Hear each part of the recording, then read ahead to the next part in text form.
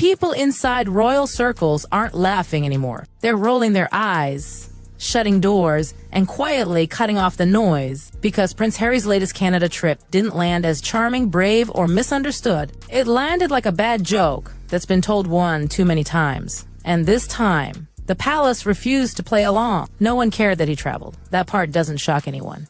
Harry traveling is normal now. What caused irritation, real irritation, was what followed: quiet whispers, soft suggestions, carefully placed hints that the trip had some form of royal awareness. Not an official engagement, not a working visit, just enough implication to keep the illusion alive. Enough to suggest that lines were still open. Enough to make it seem like he wasn't completely out. But here's where it all fell apart. According to palace insiders, nobody knew, nobody approved it, nobody was consulted, no phone call, no coordination, no acknowledgement. And when those whispers reached inside palace walls, the idea that Harry had somehow been in touch with the family about Canada, the response wasn't confusion. It was cold, flat, almost icy. A total denial, no conversations, no approval, no invitation. That's what stung. Not the trip itself, but the pattern. Because this isn't new. This is familiar. This is Harry presenting himself once again as half in, half out. Still connected, still relevant, still carrying some invisible royal influence. And the palace, clearly exhausted by the repetition, decided to shut that door loudly enough that even the neighbors could hear it. From their perspective, this isn't misunderstanding, it's fantasy. Ever since Harry stepped back from royal duties, his relationship with the institution has been defined by distance, distrust, and constant damage control. Books were written, interviews were given, accusations were thrown into the global spotlight, and yet every few months another story magically appears. Secret talks, quiet reconciliation, a private understanding. Almost none of it is ever confirmed. Most of it is firmly contradicted. The Canada trip fits perfectly into that same cycle. Harry appears, the narrative follows, and then the palace steps in to correct the record. Only this time, insiders say there was far less patience. Senior aides were reportedly irritated, not just because of Harry, but because of what the trip risked creating. Canada is a Commonwealth country. Optics matter there. Royal symbolism matters there. Any suggestion, even a whisper, that Harry was acting with royal knowledge risks blurring lines the palace has worked very hard to redraw. And redraw they have. So the message coming out now is blunt. Prince Harry does not represent the monarchy. He does not speak for it. He does not coordinate with it. Whatever he does abroad is his business alone. That's not a dramatic declaration. It's a factual one, and for someone who once lived inside those walls, that truth hits hard. What sharpens this episode even more is timing. The royal family is focused on stability, on public duty, on restoring trust. They don't want side narratives. They don't want rogue trips becoming headline confusion. And they absolutely do not want to be dragged into stories they had no part in creating. From Harry's side, the motivation is harder to pin down. Some see it as relevance seeking. Others see it as habit, an old instinct to move as if the old structures still apply. A few believe he genuinely thinks the door isn't fully closed. But actions have consequences. And the palace response this time suggests they're tired of correcting the same assumptions over and over again. There was no dramatic press release, no shouting, no public sparring. Just a quiet, firm shutdown, the kind that says more than any statement ever could. In royal language, silence is powerful. Denial is louder. So where does that leave Harry? Still traveling, still telling his version, still bumping into a reality that no longer bends to him. The palace position is clear now. There is no secret channel, no soft approval, no backstage nod. Fantasy meets granite, and granite doesn't move. Unless the king personally agrees to it, there will never be official security for Harry and Meghan. That's the uncomfortable truth sitting beneath all the noise, the court filings, the interviews, and the carefully worded complaints. And nowhere does that reality hit harder than in Canada. A country that once welcomed them with open arms and now treats them like exactly what they are, private citizens. That's what really stings. Because in royal terms, security isn't about fear or feelings. It's about status, role, responsibility. You don't get taxpayer-funded protection because of who your father is or who you married. You get it because you represent the crown. And Harry does not. Not anymore. This is where the fantasy keeps colliding with the system. Harry wants royal-level protection without royal-level duty. He wants the privileges of the institution without carrying its weight. But the monarchy has never worked like that. Once you step away, the scaffolding comes down. Titles may stay on paper, but power, access, and protection do not follow you across borders. Canada learned this lesson early. When Harry and Meghan first arrived, there was confusion. For a brief moment, Canadian taxpayers were footing the bill for security. The backlash was immediate. Politicians stepped in. Lines were clarified. Canada made it clear it would not pay to protect non-working royals. That door was shut firmly, and it has stayed shut ever since. Fast forward to now. Harry shows up again, and suddenly the old questions resurface. Why is there no official protection? Why is he treated like everyone else? Why does he have to hire private security like a celebrity instead of being surrounded by state-backed officers? The answer is painfully simple, because the king has not authorized it. Only the reigning monarch can approve the kind of security Harry wants, especially when it involves Commonwealth countries. And approving it would send a message the palace refuses to send. It would suggest Harry is still acting in an official capacity. It would blur boundaries the monarchy has spent years reinforcing. From the palace perspective, granting that security would reopen a door deliberately closed. And from the king's perspective, it would be a political and constitutional nightmare. Why should British taxpayers indirectly fund protection for someone who publicly attacked the institution? Why should Commonwealth nations be placed in awkward positions for a man who doesn't serve them? Why should precedent be broken for a son who chose independence and monetized grievance? That's the heart of it. Harry and Meghan hate looking like commoners. But structurally, that's exactly what they are now. Wealthy commoners, famous commoners, controversial commoners, but commoners nonetheless.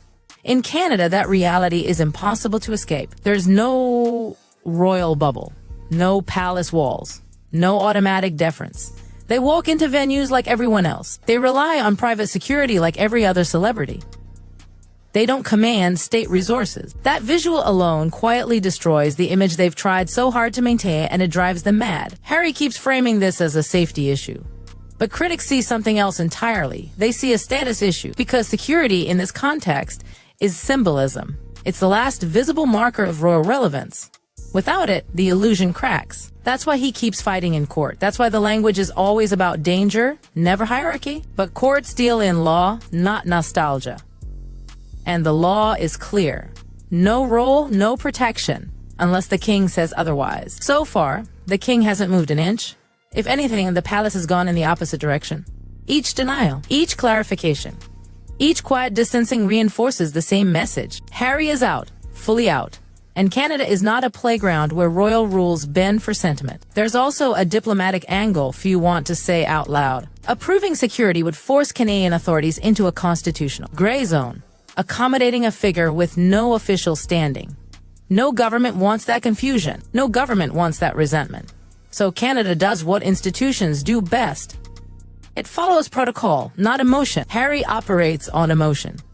He sees danger where institutions see liability. He sees entitlement where systems see precedent. That mismatch is why every trip becomes a controversy. The irony is painful. The man who wanted freedom from royal constraints now wants the protection those constraints once gave him. He wants independence with a safety net funded by the very structure he walked away from. And Meghan understands optics better than anyone. She knows what it looks like when they arrive without royal escort. She knows what it signals when there's no official acknowledgement. She knows Canada treating them like celebrities, not royals, quietly reinforces the palace's position. They are not special anymore. Unless the king changes course, that will not change. No interview will unlock it. No lawsuit will force it. No headline will shame it. The mechanism is locked. The king holds the key, and he isn't handing it over. So Harry and Meghan move through Canada as high-profile civilians. They pay their own way. They manage their own risks. They live with the consequences of their choices. That isn't punishment. It's protocol. And protocol doesn't care about feelings. And that's the part Harry seems unable to accept, because protocol doesn't bend for emotion, no matter how loudly it's expressed or how often it's repeated. Inside royal circles, there's a growing sense that this cycle has become exhausting. Not dramatic, not tragic, just tired. Every new trip, every quiet implication, every subtle suggestion that something has shifted behind the scenes only forces the palace to step in again and say no, nothing has changed. What makes it worse is that this constant friction keeps reopening wounds the institution is trying to close. Trust was broken publicly, very publicly, And institutions don't rebuild trust through nostalgia or family sentiment. They rebuild it through consistency, through boundaries, through saying the same thing over and over again until it finally sinks in. Harry is not acting on behalf of the monarchy. Harry is not being guided by the monarchy. Harry is not protected by the monarchy. For palace aides, this isn't cruelty, it's containment. There's also a quiet awareness that every time Harry appears in a Commonwealth country, the stakes rise. These aren't neutral spaces. These are nations tied to the crown by history, law, and symbolism. Even accidental confusion can cause political discomfort. Even casual assumptions can create unnecessary questions. The palace does not want foreign governments wondering who answers to whom, and it certainly doesn't want Harry positioned as a floating royal wildcard. From Harry's perspective, though, the emotional logic feels different. He doesn't see himself as out in the way the palace does. He sees lineage. He sees birthright. He sees history that can't be erased by paperwork or press statements. But institutions don't operate on identity. They operate on function. And Harry no longer functions as a working royal. That gap between how Harry sees himself and how the system sees him is where all this tension lives. It's why every denial feels personal. It's why every clarification feels humiliating. And it's why Canada stings more than most places. Because Canada strips away the illusion gently but firmly. No palace gates, no royal motorcades, no automatic authority, just reality. You arrive, you comply, you pay, you leave. And that reality clashes hard with the image Harry and Meghan still want the world to see. They want to be perceived as exceptional, threatened, important enough to warrant special treatment. But Canada treats exceptionality as irrelevant. Celebrity status doesn't unlock state power, fame doesn't override protocol, and grievance doesn't justify privilege. That's why every court loss hurts more than it looks. It isn't just about security, it's about confirmation. Confirmation that the system has moved on without them. Confirmation that doors once open are now bolted. Confirmation that the crown has recalibrated and they are no longer part of the equation. Inside the palace, the thinking is brutally simple. If they blur the line once, they'll spend years trying to redraw it. And they've already paid that price. So now there's no softness left, no ambiguity, no half measures. Harry made his choice. He walked away.